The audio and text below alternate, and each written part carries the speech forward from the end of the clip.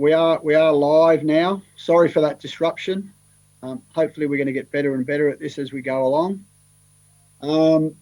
I'd first just like to start this meeting by acknowledging that we are meeting on the lands of the traditional custodians of this country, the Gumbaynggirr people, a very strong, resilient and knowledgeable people that walked this country for many, many thousands of years and had a very strong relationship with all the living and non-living parts of this country. And I'd like to pay my respects to their elders past, present and future. Item 2, apologies, I have nil. Item 3, declaration of pecuniary and non-pecuniary interest, I have nil. Item 4 is that the minutes of the ordinary meeting held on the 25th of March 2020 be confirmed. Can I get a mover for that? Councillor Fenton, seconded Councillor Jenkins. All those in favour? Aye. So I have that unanimous. And I need a mover for that the minutes of the extraordinary meeting held on the 3rd of April 2020 be confirmed. I've got Councillor Harrison, seconded Councillor Flippin. All those in favour? Aye. Okay, that's unanimous. Is there, item 5, is there any matters arising from those minutes? Okay, I see none. Item 6 is the public access presentations. I have nil. Item 7 is a mayoral minute.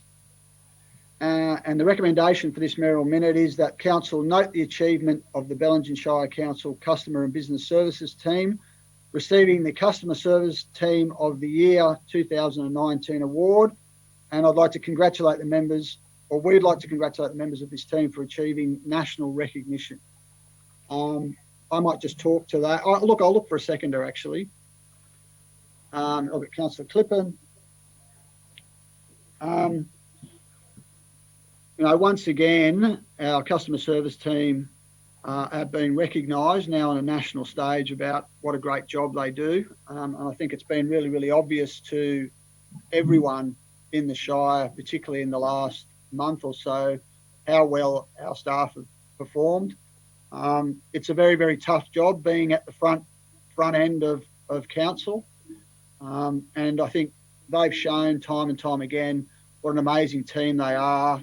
And they, you know, every day they come in and perform amazing jobs for us as being, you know, that face to the public. And we know how often we're seen as the place of contact for people, particularly in times of trouble. So it's great to know as a council that we have such an amazing team in our customer services department. So I'd love everyone to support this, and I know that this won't you know, this won't be a problem. And I think it's great to have some good news in you know, a pretty tough time. So if there's anyone else that would like to speak to that, I'm more than happy to. So I've got Councillor Carter. Through you, Mr. Mayor. Customer service is a huge part of our business, and to win this award for the 3rd time is a big achievement, and the staff should be recognised for this accomplishment. Well done, team. Is there any other councillors? Councillor Fenton. Yeah, through you, Mr. Mayor. I think that the predominance of what you see in letters to the editor and on social media is the stories from people who didn't feel satisfaction with customer service, and so it's really important to be reminded of the literally tens of thousands of successful customer service delivery events that happen in the average 6-month period in council or in the average year. So yeah, well done to everyone in what is a really difficult job. Okay, is there any further comment? If not, I will put it. All those in favour? That's unanimous. Thank you, councillors. Item 10.1 is community wellbeing, which is the Bellingen Shire Youth Centre mid-year report. And the recommendation is that we receive and note that report. I'm looking for a mover. I've got Councillor Harrison, seconder, Councillor Carter. Would you like to speak to this, Councillor Harrison? Yes, thank you, Mr. Mayor. Through you, Mr. Mayor, as always, Dean always presents a wonderful report, and the hub appears to be going from strength to strength. So I feel that this report is just an outstanding report, and Dean's not there, so a big thank you to Dean. I've got another speaker with Councillor Clippen. Councillor Clippen. Thank you, Mr. Mayor. Through you, Mr. Mayor, I'd like to echo Councillor Harrison's comments and add two other things that I think are important to note with regard to the timing of this report. And the two things that are important to note is that the centrality of the hub has been really pivotal and significant in the COVID response. And so the centrality of the hub and the pivotal nature of the hub has been central to that, not only because there's actually a building that's separate to council that people can use that workspace differently, which we all know has been used. But the second thing is that the hub and the personnel in the hub have developed a kind of trust bank and credibility bank within the wider Bellingen Shire, not only with youth, which is a really significant part of the messaging around COVID, but also with the youth's adults, the youth's parents. And I think that trust bank and that credibility bank is a really important thing. And whilst never has the youth hub, in inverted commas, been part of our core business, there's no doubt that the impact of the youth hub and the capacity that the youth hub has given us has been really, really significant. So I wholeheartedly endorse Councillor Harrison's moving of this recommendation. Thank you. Have we got any other people that would like to speak on that? We've got Councillor Carter. Through you, Mr. Mayor. This is another huge achievement, and Dean and his staff should be recognised by council to the community for the role that he plays in making this youth hub a great success. Thank you. Thank you, Councillor. Is there any other comment? I'd just like to echo all those sentiments, but also recognise the importance of having the youth hub there, still continually dealing with our young people. And I think a lot of our young people are very confused with the COVID-19 crisis, and to be able to have somewhere where they can check in that's still available to them, even if that is on Zoom, or been able to ring up or access all those amazing services that Dean and the crew provide there, has been a really, really strong point for us as well in our response to the COVID-19 pandemic. So I think, once again, it's another great news story for us in a tough time. And these are the things that really, really matter when we do come together as a community to see these shining lights. And there's certainly lots of them that I've seen in the last 6 weeks that show what an amazing shire we are right across our shire, in terms of people coming together and looking after each other. And the hub plays a very, very important role in that. So if there is no opposition, I will put it. All those in favour? And that's unanimous.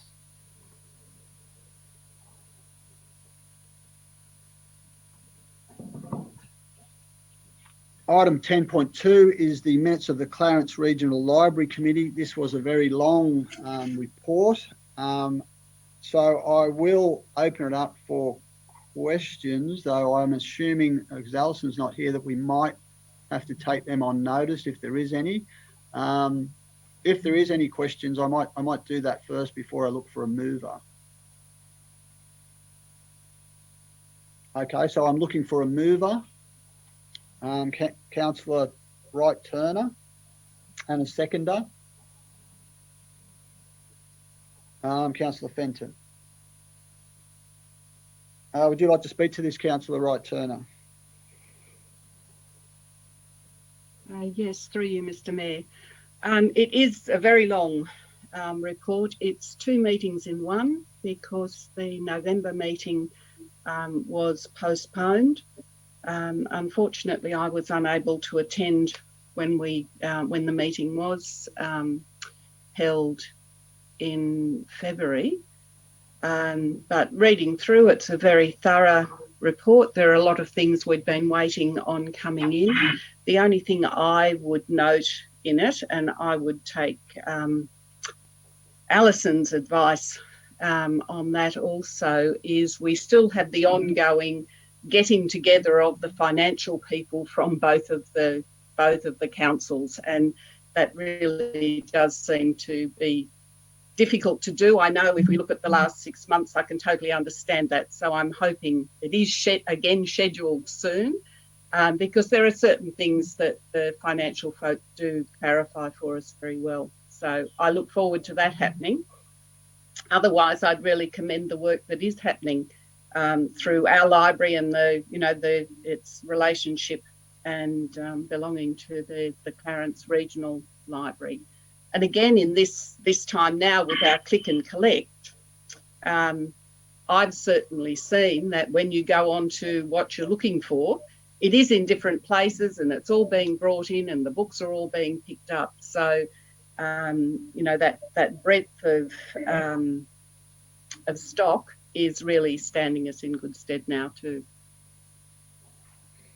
Thank you, Councillor. Is there any further comment? I've got Councillor Fenton. Yeah, through you, Mr. Mayor, I just wanted to acknowledge the opening of the new meeting room in Urunga that I attended and snipped my first ribbon at. That at that presentation, firstly, great to see our libraries not just holding their own but improving, as Councillor Wright-Turner has indicated in regards to stock, but also the facilities in our libraries. But I think the other thing that was really amazing at that opening was the regional librarian came down from the Clarence from Grafton, and she said that Urunga Library has 40% active participation of residents.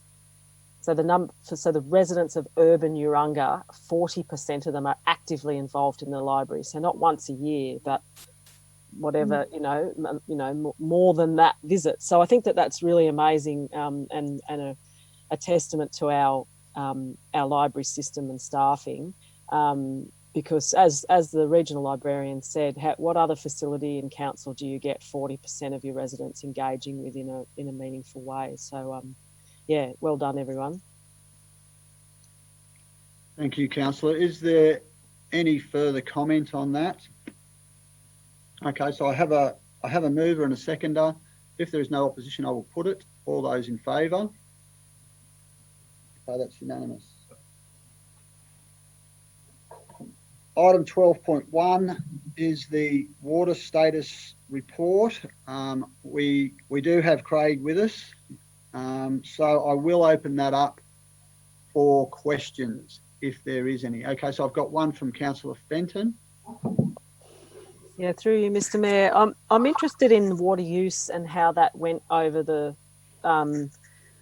summer. I know my reading of these graphs indicates that water use did go down. That we did actually have, from the 9-year average, that people did actually reduce their water use. That's part A to my question, and part B and C are the Dorrigo water consumption increasing dramatically in March and Urunga in February.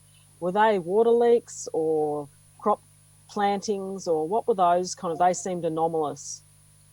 Through you, Mr. Mayor, in Dorrigo, the increased reading in March was due that we had one reservoir offline, so we refilled it during the March period. The high water reading in Urunga in February was due to a water leak which took us some time to find. It was Atlas Scrub. Thank you. And was that, have you observed generally, am I reading that graph correctly, that we did have a good reaction from the community in reducing water use over the summer? Through you, Mr. Mayor, yes, it looks like we did decrease consumption during summer. Is there any further questions? I have one question, Craig, just in terms of the sewering of the coastal villages. Are we seeing a delay in that, or are we sort of still on track? I know there's been obviously, massive upheaval within the council and stuff. Are we still seeing that we are sort of on track for that?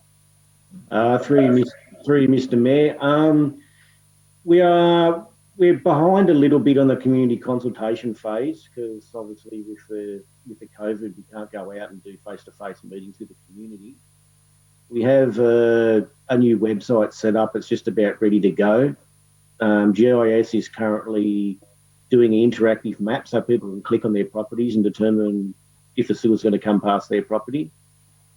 There will be a report in an extraordinary meeting or in May on a design proposal put forward by New South Wales Public Works. So if council concurs with that proposal, we will start design and tender preparation in May. Okay, and a further question on where we are with the integrated water cycle management plan and sort of with that Aquifer study. Is that something that we're moving ahead with as well? There's probably a few people that could probably answer that question. Through the final issues paper from New South Wales Public Works on the IWCM should be delivered this week. So that will be distributed for the comments, and when the COVID social distancing ends, council will be invited to a workshop along with state government agencies to discuss the issues, and we'll probably do some community consultation with the issues as well before moving on to full-blown plan. We have 2 proposals to study the aquifer. It's waiting on an updated proposal from the consultant who did the original study and has all the original models that was done in the early 2000s by Parsons Brinkerhoff. So because they have all the existing models, they can expand their study and it'll give us a much reduced price to determine the extent of the aquifer. We should have that proposal hopefully in the next week or 2. Thank you. Sorry, Craig, I've actually got one more for you here. I know we missed our opportunity to have someone come and talk to us about the water sharing plan, and I know that you attended that meeting that was put on by them, and then we sort of were supposed to have a meeting with those guys, and that fell through. Has that now gone through through the exhibition process, or is that something that's happening now? Is there any chance for us to get an update before that happens, or is that sort of gone? The exhibition and submission period ended at the end of March. Okay. Through you, Mr. Mayor, I actually asked the Deputy General Manager to make some inquiries through DPI to see if they would extend the consultation. I know it finished, but we also had COVID. So I have asked him to make some inquiries about whether we can have the period for comment extended. I don't know, Nick, if you've managed to get an answer yet.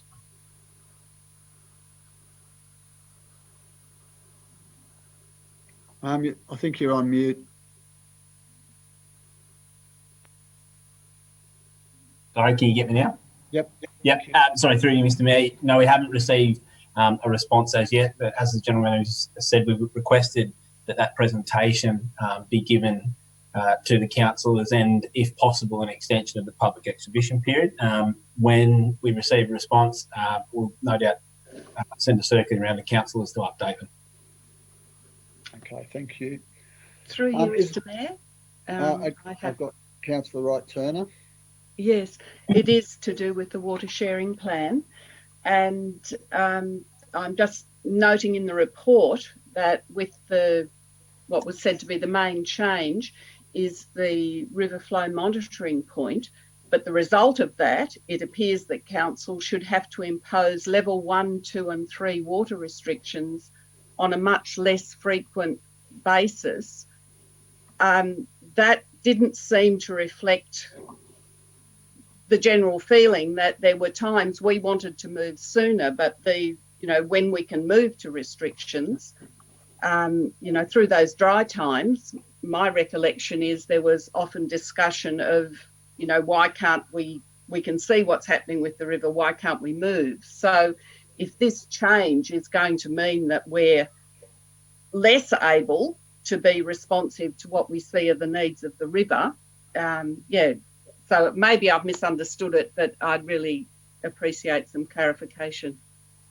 Through you, Mr. Mayor, moving the flow monitoring station down to Foss's Gauge, which is just upstream of where we extract our water, there is a lot more water coming in from different tributaries down in there. So having the gauging station at Thora is not a real reflection of how much water was available to the town to use. So there's much greater flows down there, and they've done some serious modelling, and basically the 90th percentile flows at that spot are still the same 90th percentile flows in our licence or at Thora. It's just that there's a greater flow down that area of the river. So with more water being there, we don't have to put restrictions on quite as soon, but it can vary. If you look at the different flows of the river, sometimes Thora can be higher than the actual 90th percentile flows down there. Depends what's happening in the Never Never and Boggy Creek and all those other tributaries.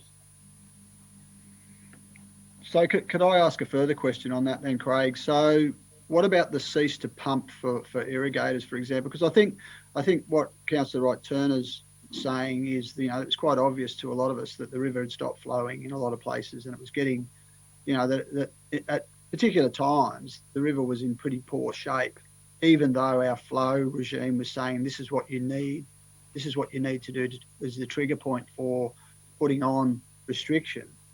So council doesn't have any say in that trigger point, and also with the water sharing plan, has the trigger point for cease to pump changed at all for us as a river system or two river systems? Through you, Mr. Mayor, council doesn't have any say. I mean, we could make a submission on cease to pump levels, but it's not something that's really under council's control. However, there's new laws coming to force in New South Wales, and for the Belgian River, I think they come into effect at the end of next year. All irrigators have to have like a new flow meter that's hooked up to a data logger or telemetry. So when the cease to pump rules come in, the state government can ask for all their data logger information to check that they're doing the right thing. So there should be less pumping during cease to pump flows, and it'll be much more regulated. So hopefully when those levels do come up, there'll be a lot more compliance. And council doesn't actually have a cease to pump rule because we're an essential service.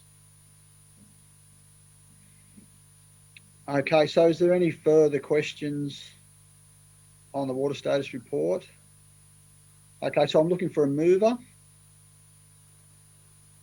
I've got Councillor Jenkins and Councillor Wright-Turner seconder.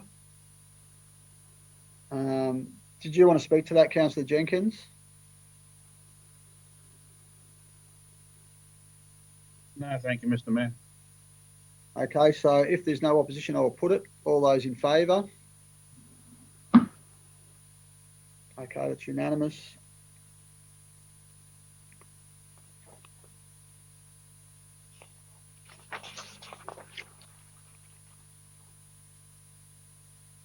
So we now have item 12.2, the Climate Emergency Program Response Framework. And we do have Alex here if there is any questions. So I might open it up for questions first, and then I'll look for a mover. I've got Councillor Fenton.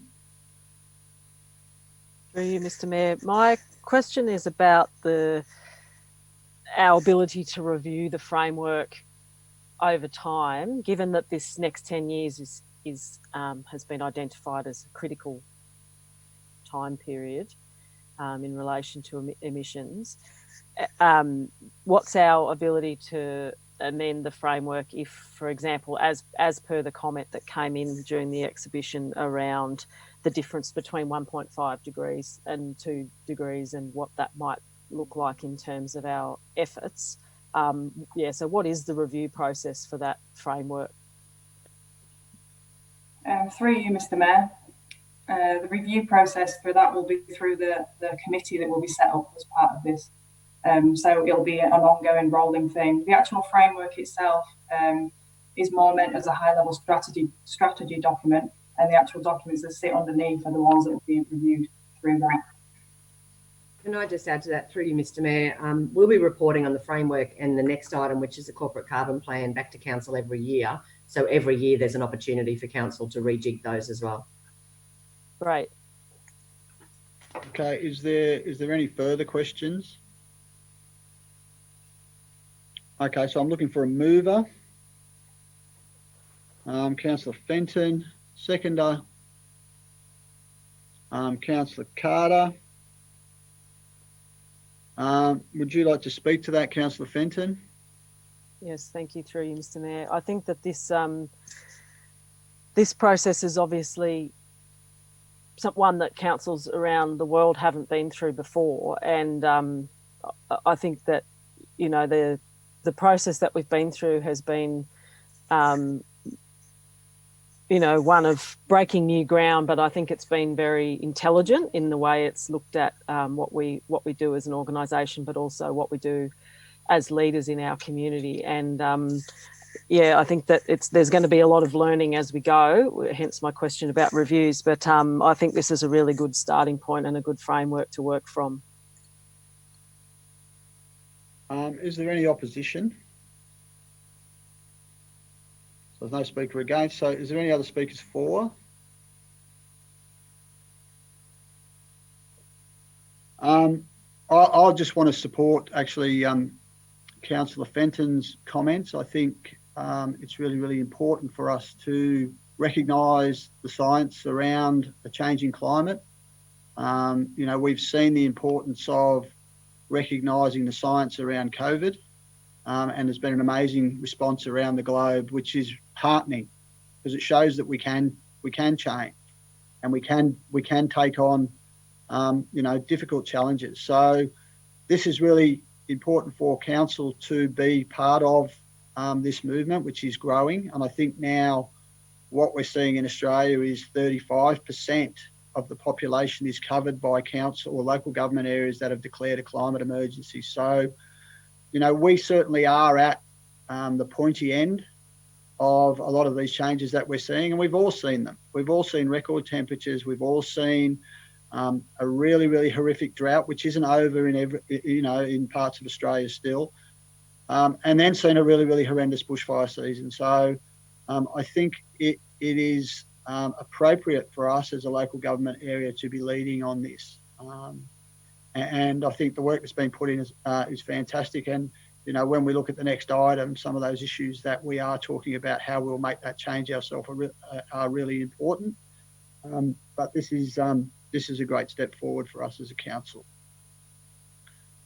Is there any other speakers for? So if there's no speakers against, I will put it. All those in favour. So I've got Councillor Fenton, Councillor Harrison, Councillor Wright-Turner, Councillor Clippen, Councillor Carter for. Anyone against? Councillor Jenkins against. So that is carried.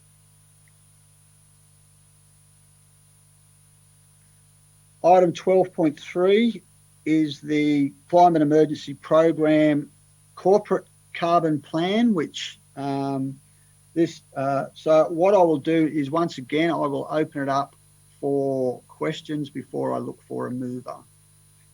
Is there any questions?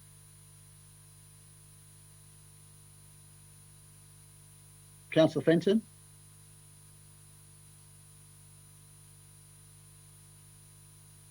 Through you, Mr. Mayor. I'm interested in the 45%. Sorry, I'm operating two computers here at the same time.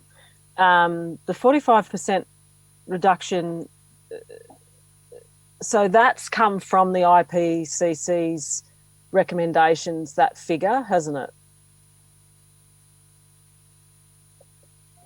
Do we have a page number there? Well, just our target. So in the corporate plan, which is page... That is correct. Alex, have you got this 223. 223. Yeah. So that's based on the IPCC recommendations. That's based on our recommendations. I guess on our figures from 2010. I guess my question is around, my understanding is that council has already done a fair bit of moving into renewables and reduction of in other waste areas, emission creating waste areas. Is it possible that our target could be a lot higher than 45%? Are we already a lot more further progressed than that? Sorry if I missed that in the report. Through you, Mr. Mayor. Alex, you've just muted.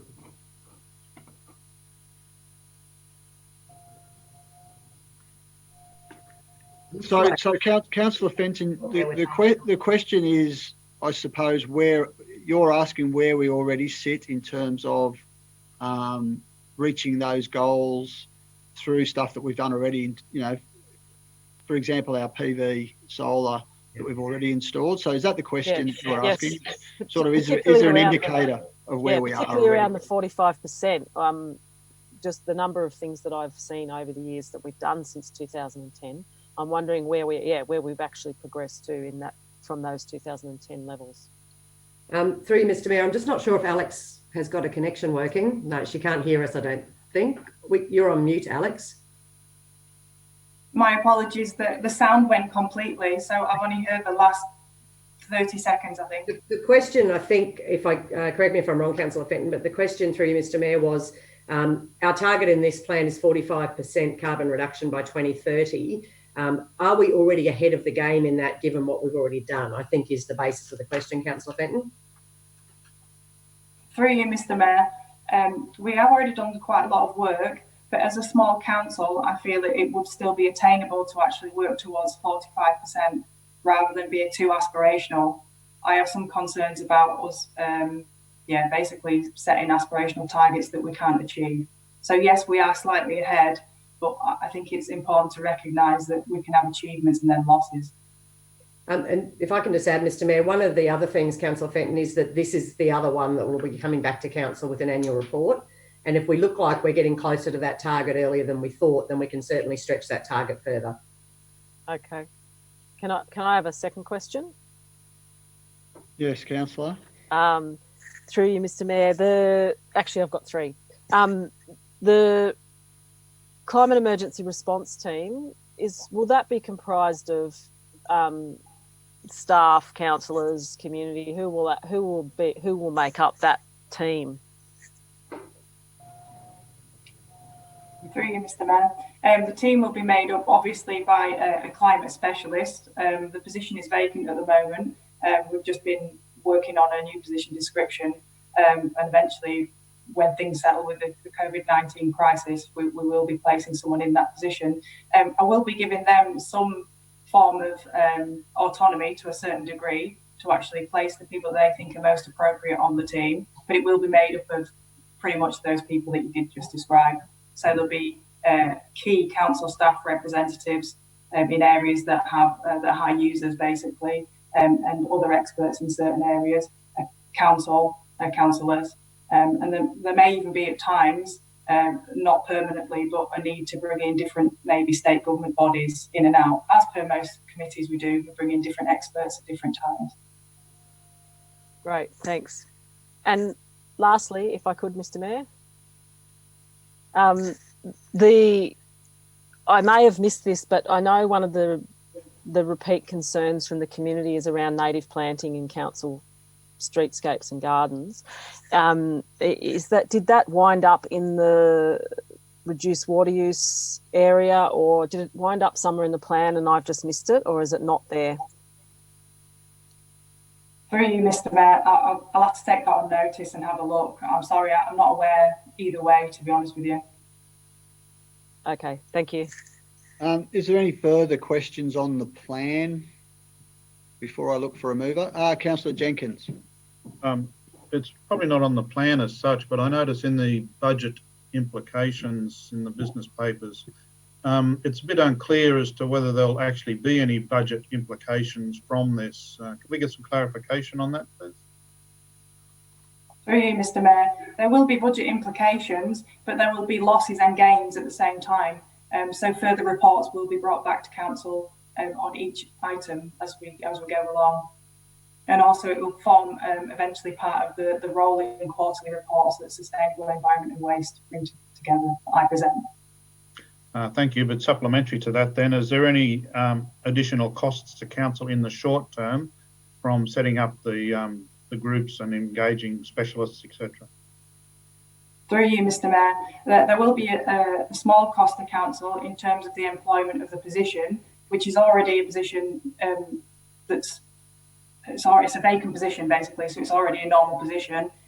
But some of the funding can come from the environmental levy, I'm fairly sure of that. And again, that report will be brought back usually in May. Thank you. So Alex, this might be for you. It could be for one the Deputy General Manager. I just wanted to get an idea about the revolving energy plan, because I know we have had reports about from the Chief Financial Officer about how good of an investment our last lot of PV was. And so the revolving energy plan, if I remember, 50% was going back into looking at renewable energy, and then 50% was going back to general revenue. Is that still the case? Through you, Mr. Mayor, that is currently still the case until council changes it. It's the revolving energy fund, and that's what happens. So any gains made from some of our initiatives, the revenue that we've gained goes in there, and then we use that revenue. 50% of it goes into the revolving energy fund, 50% to general revenue, and we use that revenue then to initiate new projects out of the plan.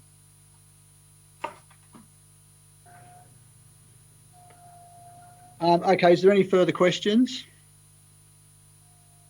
Okay, so I'm looking for a mover. Councillor Fenton, and a seconder.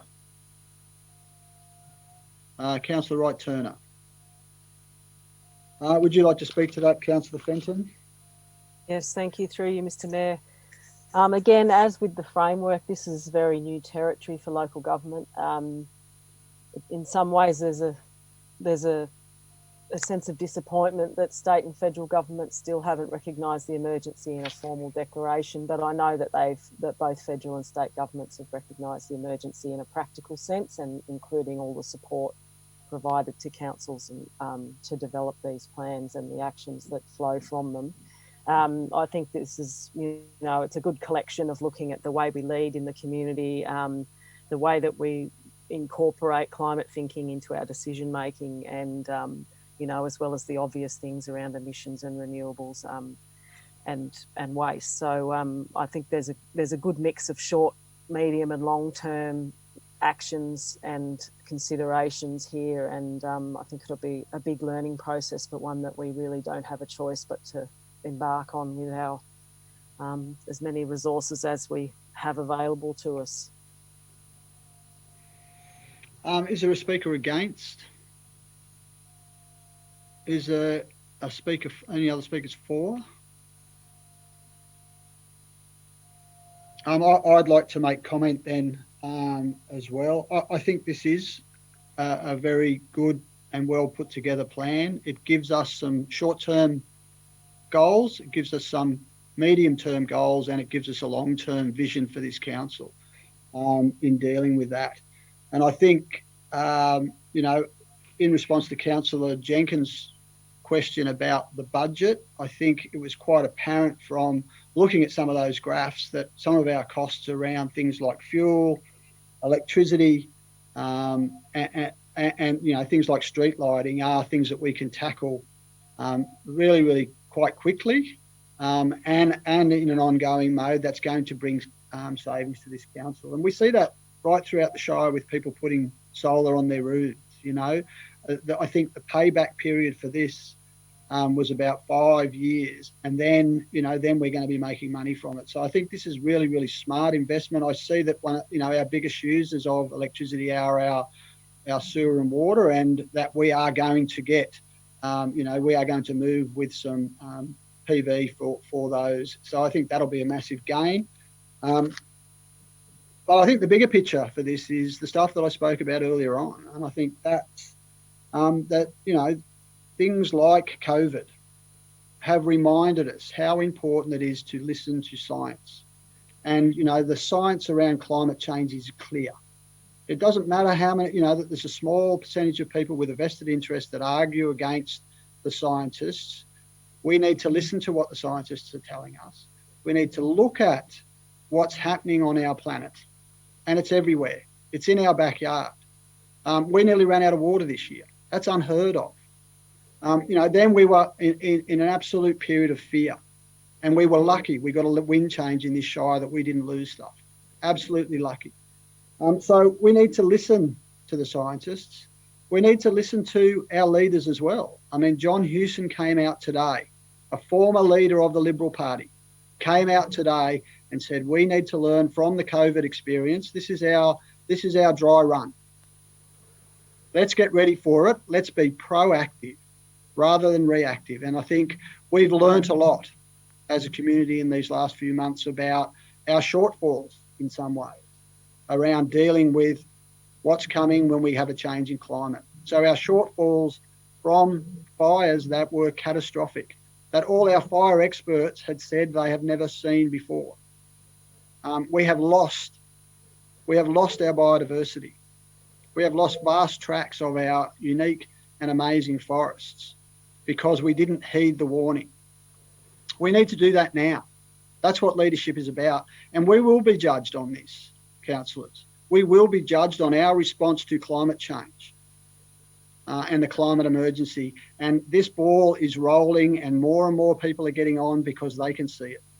And even if people want to deny it, they're still acting on it, and we're seeing that as well. So, this is a really, really important step for us. This is going to save us money. This is going to protect our community, and this is going to be something that defines us in terms of sitting at this table and being in a role of leaders in our community. So I would ask you all to support this motion, and I want to congratulate the staff for the work that they've done around this, and this will be our biggest challenge. So I would ask you to support this motion. Is there a speaker against? Do you want to write is there a speaker for? Would you like to write a reply, Councillor Fenton? Through you, Mr. Mayor, I'd just add that around the expenditure on climate action, that it's quite simply one of those things that the question isn't really can we afford to do this. It's the question is can we afford not to, and just what we've seen in the last 5 months alone has clearly indicated that we can't afford to just ignore this regarding a loss that our water supply running out for the first time in recorded history, and the storm in September that cost us over $250,000. That's our future, is a lot of that, unless we globally act and work together to change the way that we live in a way that reflects that we only have one planet at our disposal, not several. Okay, so if there's no more speakers, I will put it. All those in favour? I have Councillor Fenton, Councillor Harrison, Councillor Wright-Turner, Councillor Clippen, Councillor Carter, Councillor King. Against? Councillor Jenkins. So that is carried.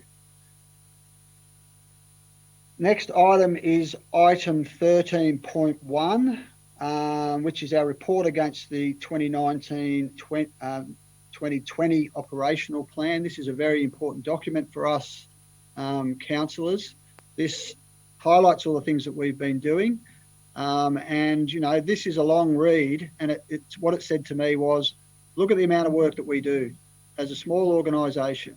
Look at the amount of work that we do for our community and for our environment in this shire, and I think that's quite amazing. So I will open this up again for questions before I look for a mover. Is there any questions? Councillor Carter.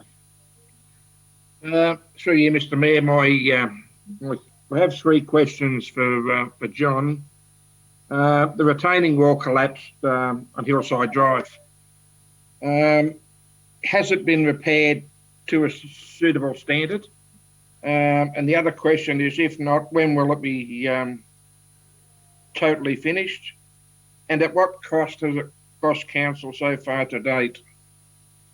So Councillor Carter, can we? I think this might fit better on the maintenance part of the meeting. If that's, I'm looking for the Deputy General Manager or the General Managers to answer that one. Is this, because it's a specific problem in one area, is this a better question to be asked in the maintenance section? Through you, Mr. Mayor, that would be appropriate.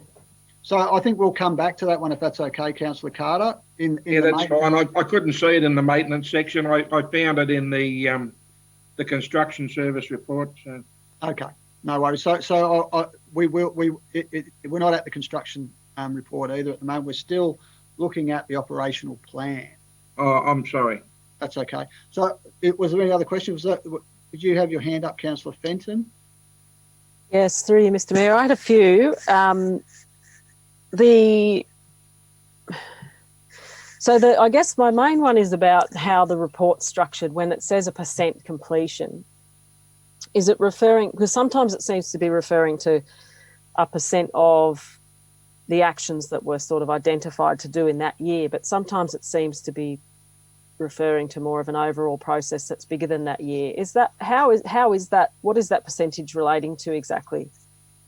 So through you, Mr. Mayor, the percentage, I guess, is an overall snapshot on the on page 6 of the report. Kind of captures, I guess, the broader percentage of actions per pillar. However, when you do drill down into each project, they do sort of have a scaling, I guess, percentage of how far along complete they are. So in the beginning, we really only capture a snapshot of how many are in progress, how many are completed, how many aren't due to start, or how many are in progress, however, have had some form of delay. And that's kind of a way to sort of give us an on track or where we're at sort of temperature of the 6-month period. However, when you do drill down to each table within the report, there is a progress percentage for each one of those line items, which is a sliding scale as to how far along, with a bit of an estimate, that individual project is. That's the internet, Jay. Quick, it's going weird.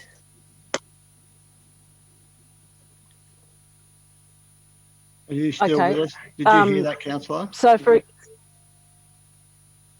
yeah, my internet's dropping out, but I'm getting it. I'm getting it in bits and pieces. So can I ask, for example, can you hear me now? Yes. Hello? Yep. Yes, we can hear you. Yep. Yes. Yep. So, for example, on page 274, the inclusive tourism. Okay. So on page 274, inclusive tourism is listed as done. So that's just referring to, it's just referring to developing the brief, and maybe it's referring to the training stuff that was done with businesses, or maybe that was last year. Is that the right picture? But the actual project of developing an inclusive tourism approach within council is far from finished. Would that be a fair summary? That's correct. Through you, Mr. Mayor. So each action item in the report, if you have a look in the very left column called Code 1.1.1, for instance, they relate back to our annual operational plan, which will have individual year actions that we will set out to complete. However, they then fold back to our broader 4-year delivery program, which would have a broader, for example, inclusive tourism strategy on where we want to head, which then folds back to our community vision 10-year vision, which would be more around how we actually, promote tourism within the region. So yes, there is a broader long-term strategy, Councillor Fenton, that you refer to, and this report captures what we have achieved within the 6-month period of our 1-year plan of delivering towards that broader strategy and vision. Okay, so if I can, through you, Mr. Mayor, specifically the parking strategy around, which is page 278 and page 301, I'm gathering the difference between those two actions under different I forget what our headings are called that we work with, but under two different sections that one's about behavioural change and small stuff, and another's about exploring new parking options. Is that correct, those two different areas off the top of your head? Through you, Mr. Mayor. So yes, and the way the integrated planning and reporting framework is structured is that there will be, I guess, different areas and avenues for projects or strategies to be completed, and therefore they will have the different elements, as you refer to, in them as to how they are delivered on. So you will see these elements across the operational plan in different areas. It'll also be that a project or strategy will be relied upon for different departments of the organisation and sometimes external stakeholders to contribute to delivering on these. Thank you. Was there any other questions, councillors? I would like a little bit of a comment. I think it'll be from Deputy Manager, Corporate and Community, about the Dorrigo landfill, the capping. It sort of says that we're looking at clay. Is there any idea when that'll be sort of started? And also the bulky goods drop-off and how that went. I noticed there was quite a few people that took that up. Just wondering how that feedback from the community was about that as a change in system. Sure. I'll answer the first question, Mr. Mayor, which was about the turning the Dorrigo landfill into a transfer station. So there's two grant funding or two grant programs that we were successful in. So I will call them phase 1 and phase 2. Due to COVID, we've had an extension on phase 1 and phase 2 isn't due yet. So that work, in fact, the Manager of Sustainable Environment was only talking to me about them yesterday. So once we get back on track a little bit around this COVID stuff, that work in terms of the plan's been done and adopted by the EPA in terms of the closure plan for the landfill. So we'll just start progressing that as we get the chance. The second question, were you talking specifically about the trial we did in Dorrigo on the bulky goods? Yeah. Yeah, so as you know, we went from 2 bulky goods pickups for all residential areas in all our shire to 1 bulky goods pickup to all residential areas and 1 voucher, but we also extended that service to residents that don't have a curbside collection. So they also had the opportunity through a voucher system to self-haul their bulky goods into the landfills. Now, the landfill that they could take it to was only Raleigh, and we had some people in Dorrigo suggest that maybe they could take it to Dorrigo because it's a long way. We did that trial. It was reported to council maybe late last year in terms of the figures. There wasn't a lot of pickup. It did cost council, I think from memory, around $5,000 because then we had to haul it from there, of course, down into to Raleigh. And it'll be reassessed again next year when we come to bulky goods time. Because remember, then we may be at the point where Dorrigo isn't a landfill anymore, but it is a transfer station. Okay. So I had one other question. I'm assuming possibly John. I just wanted to get an understanding of the Marks Hill to Raleigh trunk main, and what's that hoping to achieve? Is that going to be an alternative water source for us, or for Urunga possibly, or Raleigh? Through you, Mr. Mayor, I need to get Craig to answer that one. I'm not sure if Luke, you could shed any light on that at all. Sorry, through you, Mr. Mayor, if you could just direct me to the page that you're looking at, and if I can, I'll answer. 294. Yeah, 2 seconds.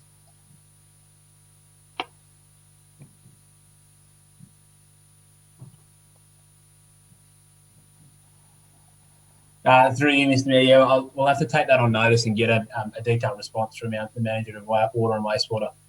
Okay, so, and I've got one more, which has been a bit of a theme of mine, around impounded animals, page 283, and I'm just wondering about how that cat escaped. Do you have a name of the cat, and I'll see if I can track it down, Mr. Mayor? Well, I don't, but the point that it says animals returned or rehoused, target not met, as one dog was euthanised and one cat escaped the pound. Yeah, through you, Mr. Mayor, we're certainly taking that up with the pound operators, and if need be, we can get a response back to you. Thank you. Cat's name is Moggy, Mr. Mayor. It might have been Whiskers, but is there any other questions, councillors? Okay, so I'm looking for a mover. Councillor Fenton, very busy today, and seconded Councillor Wright Turner. Is there any opposition? If not, I'll put it. All those in favour? Okay, that's unanimous.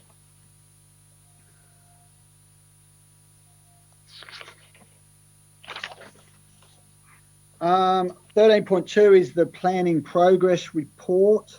Luke, I'm wondering whether you wanted to just give us a little bit of a spiel about where we are. Has COVID impacted us? You know, is there anything in there that you know, sort of how we're going with stuff? Are you seeing a drop off or an increase or whatever? Yeah, through Mr. Mayor. It certainly has had an impact. We've certainly seen a reduction in the amount of applications that we've received in comparison to the last reporting month. In saying that, it hasn't been significant. I think the numbers through the same reporting time last year, I think we'd received 13 applications. I think we're down to 8 for this month. But I would expect to see moving forward through next month, the reporting month, that will slow up again. Having said that, we are very much certainly seeing the industry still out and about, and still very much our trades are out on site and the like, and so therefore probably more from a building and regulation point of view, there's an increase in the number of inspections relating to actual physical construction. So once the works have commenced, people are certainly pushing ahead with that. So we'll see a reduction, I think, but it will definitely continue to receive applications. We are receiving applications this month. In terms of from a strategic planning point of view, there have been some implications in particular with the social distancing restrictions as to how we undertake our public exhibition. In the report, you'll see a comment with regards to the local strategic planning statements, which we were to have reported to the March council meeting for public exhibition. But as a result of those social distancing restrictions, obviously, we now need to rethink how we engage from a public exhibition point of view and a community engagement point of view. The state government has essentially made some changes to the legislation that allows us to not have hard copies or available and just have them online and comply with those legislative requirements. However, we feel that to ensure that our community is engaged and we get the most out of our public exhibition, we really need to be creative and turn our minds to how we go about exhibiting these documents electronically. And to that extent, we sought an extension of time from the 1st of July for an additional 3 months to allow us to engage for a longer period of time and be in a meaningful manner, coming up with some creative ways electronically and virtually to do that. So they're the main impacts, public exhibition, and obviously there will be a slowing up of applications just as a result of the initial phase, but nothing significant at this point, but we'll continue to monitor it, and the next month will provide a clearer update for councillors. So yeah, I mean, obviously with the local paper shutting down, and that certainly being the way that most people saw what was happening in the Shire, that is going to pose a problem for us into the future. I have got your question there, Councillor. Councillor Clipper, I just wanted to ask one more question around Luke. So what are the implications then in terms of fast tracking some of those projects that we've been funded for? How are you hearing stuff out of government that, that we're going to fast track, some of those things that we know are coming up, to sort of push the economy along? Because I'm sort of hearing bits and pieces about that. Is that something that you're hearing in planning as well? Certainly at a state significant infrastructure level, not so much at a regional level. The Department of Planning, Industry and Environment, in terms of from a strategic planning context, aren't fast tracking anything. At the same time, they're not being forward in granting extensions either. So that's why we're requesting them. But in terms of the fast track and some of the media, you may have seen from the Premier and also the Planning Minister, fundamentally that's around the government fast tracking their own infrastructure projects, but also in areas where they're priority precincts in metropolitan Sydney areas and other areas. They're looking at fast tracking developments that increase housing supply twofold. One, to increase obviously the housing supply, but also to keep the economy and the building and construction side of the economy rolling. We're probably not going to feel it as much at a regional level, but they're certainly looking to make those decisions and approval pathways at that state significant level and in metropolitan areas where they can increase, their significant projects. They're looking to increase those approval pathways, but I don't think that we'll see that have an impact here. I've got the the General Manager, sorry. Through you, Mr. Mayor, in addition to some of the commentary that has been made, different levels of government are talking to us about infrastructure. So by way of example, we had a teleconference yesterday with people from Premier and Cabinet, and some people that they have engaged to review the Regional Economic Development Scheme, to have a look at impacts in this case post-fire. But I think it will ultimately be both fire and COVID. It's a bit unclear for them because the issues have become a bit muddled, but in the sense of impact. But what they're doing is revising the Regional Economic Development Scheme report that guides investment. We've had discussions with the RMS. We're giving information to the federal government about projects that could be fast-tracked. We're hearing of projects through OEM, which is the Office of Emergency Management, of private organisations who are wanting to invest in resilience projects. So there is a range of things that are beginning to move. In relation to your comments about the newspaper, I think it is of great concern that the local newspaper has been closed out, as is the same for so many local newspapers. The newspaper is the heart and soul of the town. It doesn't just report on, what the council does or what, large business does. It reports on the baseball team, the CWA, and all those things that go to make up a community. So our comm staff and I've had a really detailed discussion about that in terms of how we might work with some organisations in our community to make sure there is an avenue for local news to come together and to be put out to our community. That work will take a little while, but it's being prioritised. Thank you. Councillor Clipper, did you still have a question? I did, Mr. Mayor, if I may. It's a bit of a particular question, and it might be best addressed to Luke, who's standing in at the moment. And it's also on page 317, and it's around the planning proposal for the E4 zone.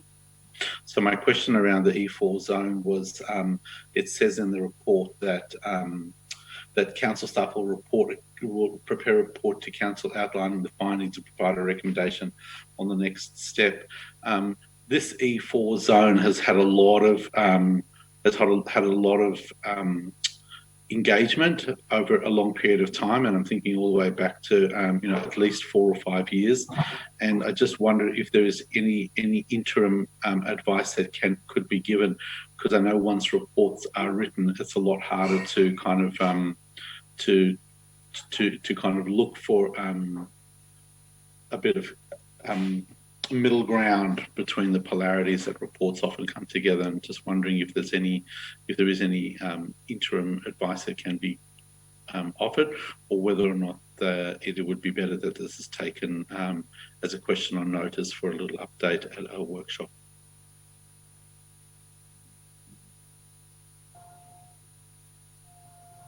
I think you're muted, Luke.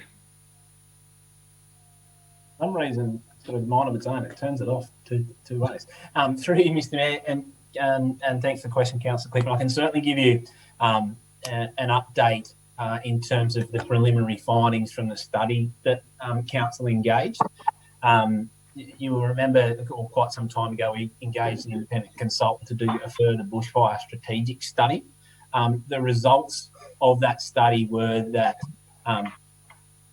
in particular, the consultant observed some of the behaviour and characteristics that were observed in the Canberra fires in 2016 were present potentially in the areas of the Kalang and Darkwood valleys, which would further restrict any potential or opportunities for additional housing or additional permissible land uses to be provided.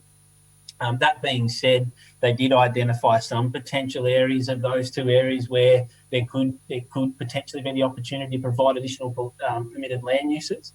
And so with that information, we've essentially set that to, and unfortunately, it came in at the same time as we were in the unfortunately experiencing the bushfire disasters, and therefore the RFS's priorities obviously were naturally elsewhere. We have sent that to the RFS and the SES to review that report in detail.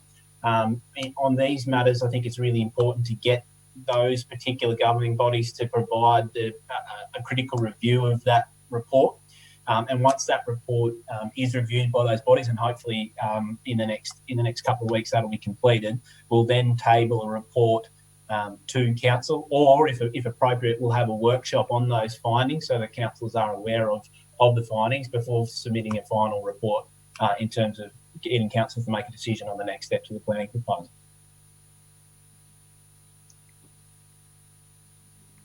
Okay, is there any other questions? Okay, so I'm looking for a mover. I've got Councillor Clipper and then Councillor Jenkins. If there's no opposition, I will put it. All those in favour? Okay, that's unanimous. Next item is item 13.3, the Construction Services Progress Report. We do have John here. I will open it up, and John, maybe you could sort of give us a little bit of an insight in terms of how you guys are going. Have you? I know you've been doing a lot of stuff around the COVID as well, which is a bit of an extra work. But are your crews sort of still functioning, and have things been put on hold, etc.? Yeah, through you, Mr. Mayor. Other than a sort of brief hiatus as the COVID pandemic broke, and we took some time to understand how the situation was going to develop and how it was going to affect our teams. And then we took some time to perform some risk assessments, put some procedures around social distancing, hygiene practices in place to obviously first and foremost look after our Summit 80 outdoor staff, our own personnel, and make sure that their health and well-being was looked after. While obviously balancing out with providing all those essential services to the community and to our clients as well, such as RMS. We're now at a stage where we're pretty much back to business as unusual and sort of learning to live with COVID and continue on. All of the capital projects we've put on hold temporarily are underway to an extent, or at least back into the planning phase and about to commence. And from a maintenance perspective, it's generally business as usual there as well. we haven't noticed too much of a difference in the requests that are coming through from the community. And the guys are still obviously pushing through, catching up on a bit of a backlog of work from the fire impacts, the flood impacts, and we've sort of had the triple threat with the COVID as well. So working through the backlog of issues, but definitely starting to get on top of things. Thank you. So is there any questions before I look for a mover for John around construction services? Councillor Fenton? Through you, Mr. Mayor. Your comments about a backlog, John, around fire, can you elaborate what that looks like? Through you, Mr. Mayor, the area that's majorly been impacted is our road network due to damages predominantly from flood. So dealing with obviously the limited resources and crews that we have to, when a flood event occurs, we have to focus on that. That doesn't stop the general road network issues coming through. Plus the sort of hiatus that we've had to have and a bit of a delay to our general works programme due to COVID, and that snowball effect of all of those has definitely led to a bit of a backlog of issues just at the time where you get the increased volume of issues when you have situations such as the flood event. Thank you. Is there any further questions? Okay, so I'm looking for a mover.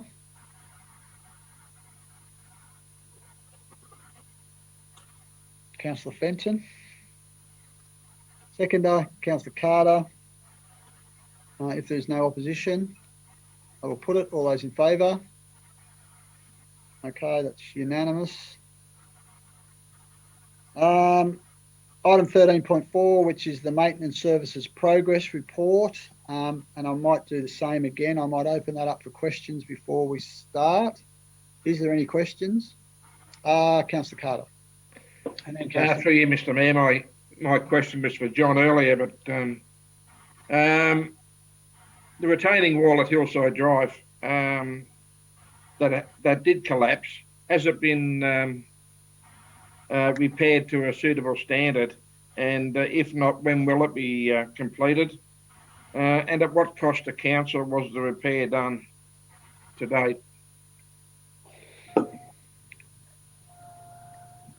I think you're muted, John. You're still muted, John.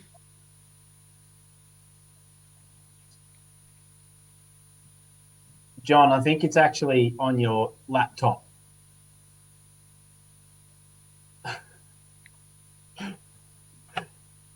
John, if you look down at your laptop.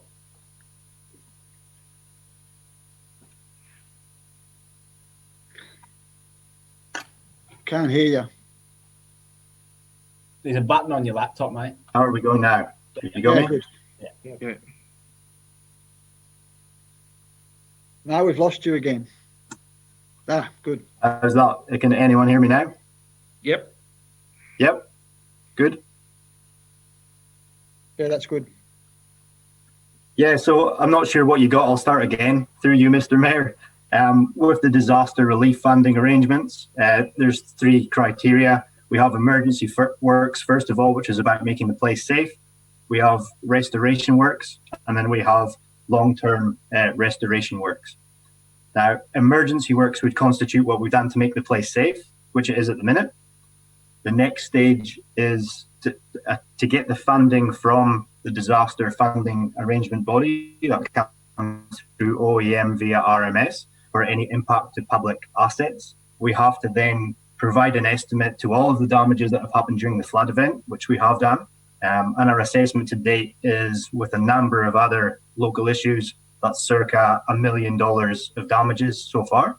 We then have to go and provide designs and remediation options to Transport New South Wales and therefore OEM, and then they'll give us approval to conduct those works.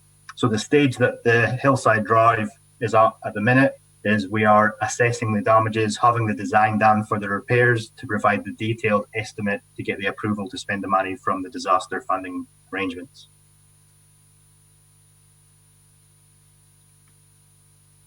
Councillor Carter. If I can just reply to that, in 2009, We missed out on funding for the flood relief on Hillside Drive. Are we any close? Can we get any possible funding to repair it now? And if so, how come we didn't get any other funding in 2009 when the access driveway collapsed? Through you, Mr. Mayor. Apologies, Councillor Carter. I'd have to investigate as to what happened in 2009 prior to my tenure here. But the methodology, as I was describing before, for getting that funding now is to put together that design and have that approval through the disaster relief funding arrangements. And that is what should have been done initially. I'm not sure what happened in 2009, but I can definitely investigate that and give you an update. Thank you. Did Councillor Fenton, did you have your hand up? I've got you, Councillor Jenkins. I did, through you, Mr. Mayor. So just in relation to bridges and roads and the reports recorded and anecdotal of increased forestry activity, my understanding is that there's been a massive, intense increase in forest trucks and loading over bridges, and that there's also been reported breaches, and I'm hearing rumours of fines. Are you able to comment on what's come through council around that? We're going to go. I think the general manager's got to. We might go to the general manager first. Yeah, thank you, Mr. Mayor. I will ask the Deputy General Manager to just comment on the broader question of impact on the road network, Councillor, but I'll also make some comments around the fine and trucks crossing load limited bridges. That is, as you would appreciate, of significant concern to council where trucks are doing that. We do have evidence of a truck crossing a load limited bridge. We have issued fines to the organisation concerned. We are further going to take that up with forestry and the regulator. So now I'll ask the Deputy General Manager to speak to the matter as well. Yeah, through you, Mr. Mayor. Yeah, we obviously liaise with forestry, and that they have to provide us notification of when they are going to use our access ways on our road network. We're setting up an internal committee with forestry to look to understand their programme in a bit more detail and get more visibility on the impacts on our road network from the logging trucks. We're looking to work with forestry to ensure that we look after our road network when they do have to use it, and obviously have the sort of best working relationship we can. So that's from our operational point of view. So could I add further to that then? So what about these reports of damage? Is that what you're seeing? I know that the roads that were spoken about were South Arm Road, Martells Road. It seems to be on that southern part of the Shire that logging's happening at the moment. Yeah, through you, Mr. Mayor. Yes, that's correct. There was some damage to South Arm Road.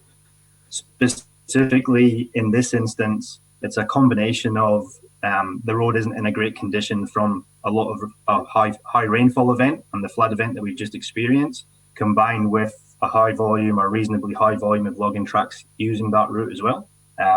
Forestry did proactively approach us to raise the issue of the damage and are looking to work with us to repair the damages, potentially contribute as well, which is what we'll be looking for. But there definitely is a wider thing at play as well, where we need to have a bit more communication and a bit more visibility around the movements and what they're doing out there on our network. Councillor Jenkins. Thank you, Mr. Mayor. Some of the damage to the infrastructure within the Shire does create significant inconvenience and disruption to the community. And I noticed that there seems to be quite a significant lag time between when the event occurs and the damage is sustained. to when the remediation works actually take place. And on some occasions, that can be a year or even more, a couple of years for that matter.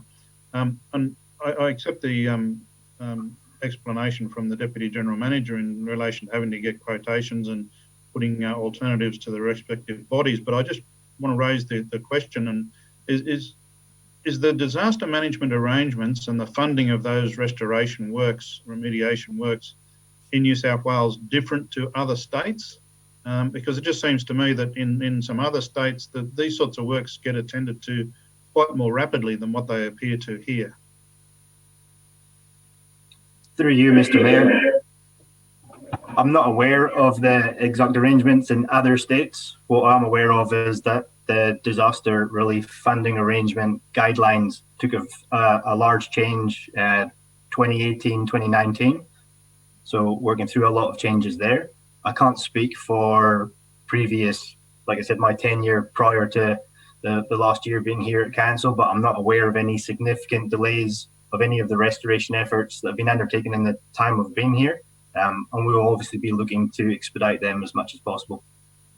Sorry, no, Mr. Mayor, just a supplementary question on that. Those changes that you referred to, from your knowledge of those changes, might they result in some of those works being done quicker than what they may have been done in the past? Through you, Mr. Mayor, absolutely. It's very positive from what I've seen, the way that OEM Transport for New South Wales are communicating with councils and providing avenues for us to expedite claims and get information to Transport for New South Wales and the OM to make decisions and get approvals for works to commence. It's definitely seeming more positive. And sorry, I do have one more question. You might not know the answer to this just yet. Considering the recent establishment of a department now headed by the former RFS Commissioner, Shane Fitzsimmons, Resilience New South Wales, might that also contribute some way to having some of these projects expedited? That would be separate, through you, Mr. Mayor, that would be separate to the disaster relief funding arrangements, although any additional source would provide a benefit of some variety. I would struggle to quantify that for you just now, though. Through you, Mr. Mayor, my understanding, just to assist in the response to Councillor Jenkins, is that OEM is moving into Resilience New South Wales, along with some other parts of government moving in. So it may well assist. I mean, the issue of approval of kind of disaster-based works, it has been a vexed issue for a very long time. The changes that came about in 1819 were about councils opting in or opting out, and that was about how funds would flow to councils and who paid the first amount. Certainly the Office of Emergency Management being resourced differently appears to have helped, and hopefully that the continued focus on disaster and resilience in the New South Wales Government will help the process as well. Is there any further questions? Okay, so I'm looking for a mover. Councillor Jenkins, seconder. Councillor Fenton. If there is no opposition, I'll put it. All those in favour? Okay, it's unanimous. Item 13.5 is the report on investments. We do have the CFO, Chris, here if there is any questions around that, and I will open it up for questions before I look for a mover. Mr. Mayor, if I can, just to be clear, what you're looking at is the investment report from the 28th of February right now, and coming up in 3 or 4 items' time is the investment report as at the end of March, and that might be the one where councillors will have some questions. Okay, so we might, yeah, I think that's a good suggestion. We might leave those questions possibly till then. And I'm happy for some of them to possibly be February if that's the case. So I'm looking for a mover. Councillor Wright-Turner, second is Councillor Harrison. If there's no opposition, I'll put it. All those in favour? Okay, it's unanimous. Item 13.6 is the minutes to the Local Traffic Advisory Committee email meeting held on the 3rd of February. I will open it up for questions if there is any. Okay, so I'm looking for a mover. Councillor Carter. I was hoping he was going to put his hand up. Seconder, Councillor Harrison. Did you want to speak to that, Councillor Carter? I will. We seem to be having a lot of email meetings, and we don't get to have any actual meetings as a group, and I'm starting to find it a little bit daunting. I think it's been 2 years since we've had an actual meeting together. So I think in the near distant future, our next meeting should be held probably on Skype now. But once this epidemic is lightened off, we need to have a meeting together. Yeah, maybe that's something that we can sort of help with. I'm imagining, Liz. Okay. So if there's no opposition, I will put it. All those in favour? Okay, that's unanimous. Item 13.7 is the Building and Regulation Progress Report. I will open it up for questions if there is any. Councillor Fenton. Through you, Mr. Mayor, 2 questions, if I could. Both refer to some of the detail in the operations plan, but I just wanted to ask about the parking progress, particularly in Bellingen, where the plan was to blitz in support of the signs that have changed, and my understanding is that hasn't happened. Can we get an update on that? I noticed the progress was 20% or something in the operations report. Can we get a report on where that side of behavioural change in the town centre is at? Who's going to field that one? Yep. Through you, Mr. Mayor. The time parking, or the implementation of, and in particular the enforcement of the time parking, and the reason why you'll see that 20% is that in order to enforce those parking signs and the like, we need to make sure that we have the correct and appropriate signage there, so that any enforcement action we take, so the issue of infringement notices, we can defend. And so there have been, and I completely understand it's been going on for some time, a number of audits around the CBD to ensure that we have the appropriate signage. That has highlighted some issues that we don't, and some signage that we need to change, that we need to address. The group leader of Building and Regulation Services is now getting onto that as a priority with our Council's Traffic and Design Engineer.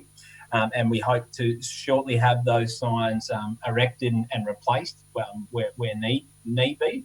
And then from that period on, the next step will be it will go through a period of education or warnings, so that we're obviously to manage the implications of putting up signs and issuing pins. We'll go through a period of education and warning before then we take enforcement action moving forward.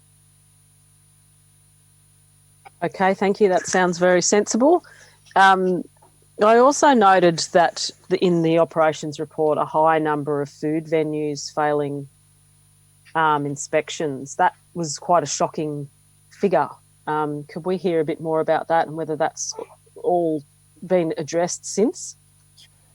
Yep, through you, Mr. Mayor. So a number of those food inspections, that could be anything from not having paper towel in the right area, or not having the right seals, or anything of that nature. So there's a whole wide range of things, and generally we'll issue improvement notices, which then have a follow-up inspection. So it's as much about education as it is actually taking enforcement. So there may be, there's no serious or significant non-compliances, because that would result in a shutdown or a temporary closure.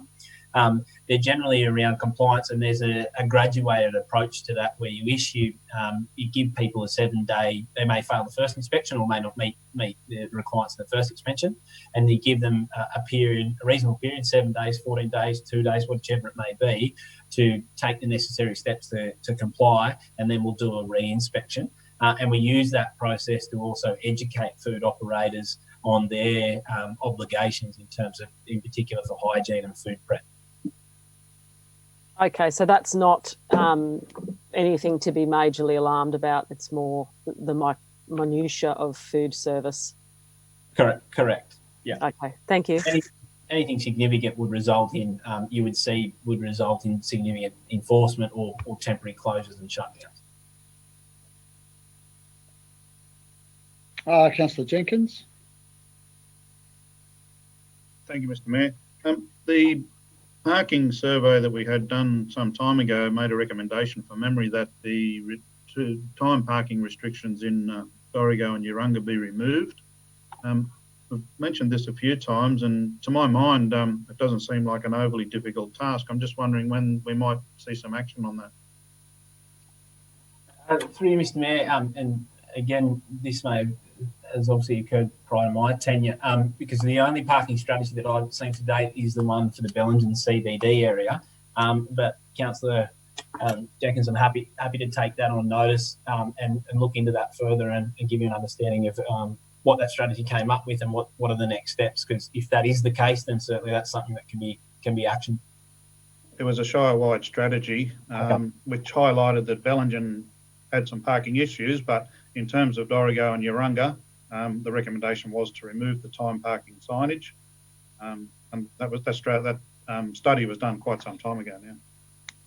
Okay, happy to take that on notice.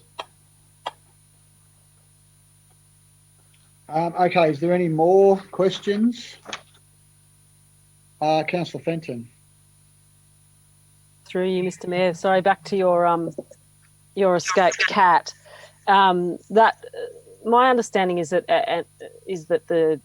our partnership is with the Pound in Nambucca, and that it's a no-kill facility. So I'm interested in that euthanasia that occurred and how that occurred in a no-kill facility.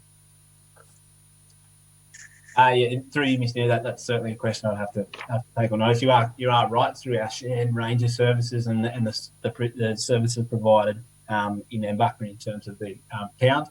Can certainly take that on notice and get a response for you. Thanks. Okay, sorry, I'm running out of power. I'm just going to plug in and then I'll be back in a second.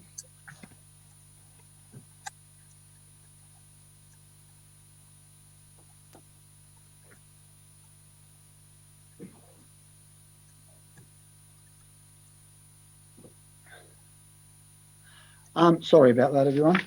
Okay, so we're looking for a mover. Councillor Jenkins, seconded Councillor Fenton. If there's no opposition, I will put it. All those in favour? Okay, that's unanimous.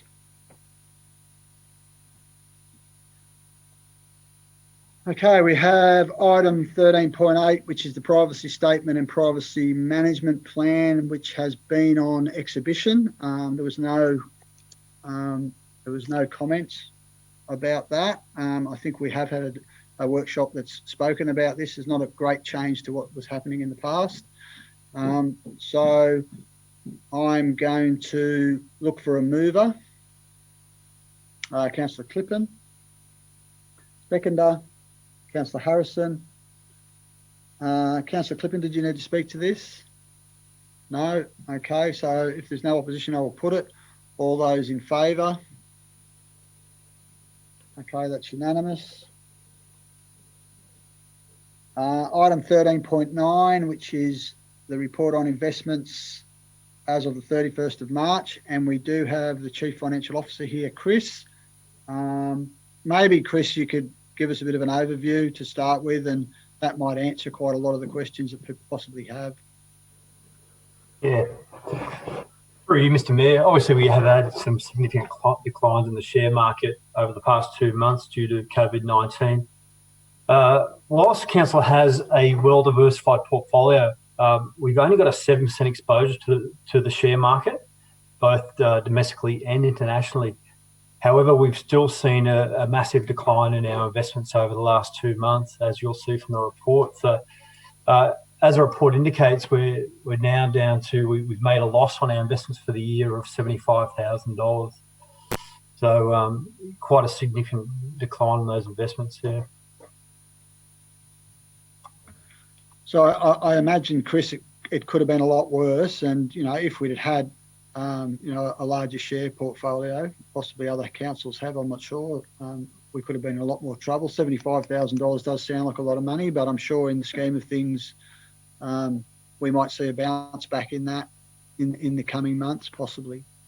Yeah, through you, Mr. Mayor. Yeah, as indicated, 93% of our investments are in our defensive assets. So it shows you the impact of just that 7% of that market going down. But yeah, we've already seen a bounce back this month. So with the S&P 500, we've had a 6% increase to that already. So that's the US share market, and the Australian share market's up about 3% already. So that will have an impact to push our investments up. We still won't hit budget for the year. However, let's just see how the market plays out over the next 3 months. Is there any further questions for Chris? Councillor Clippin? Thank you, Mr. Mayor. Through you, Mr. Mayor. The question is less about the actual figures, but the impact on the figures.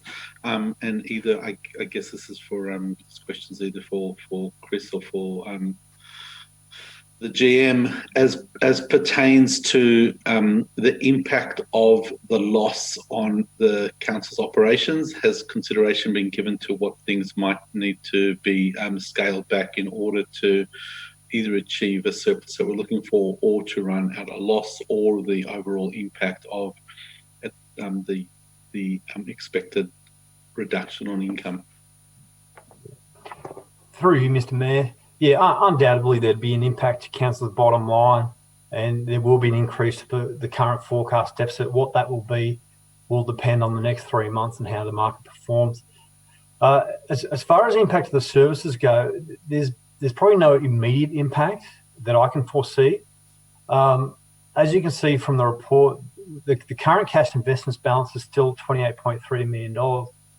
And our cash flow forecasts indicate that this could drop to as low as around 24.9 million are our current forecast anyway at 30th of June. So there's still a significant cash balance to kind of make up for any shortfalls that are happening in the short term anyway. What we'll do next is over the coming month, we'll be reviewing the impact of across all our budgets. So obviously there's an impact not only of investments, but other revenue sources as well, and cash flow coming into the organisation as well. So we'll assess that and come up with a plan forward and present that at the next quarterly budget review to council. Is there any further questions for Chris? Okay, so I suppose one thing I just wanted to mention was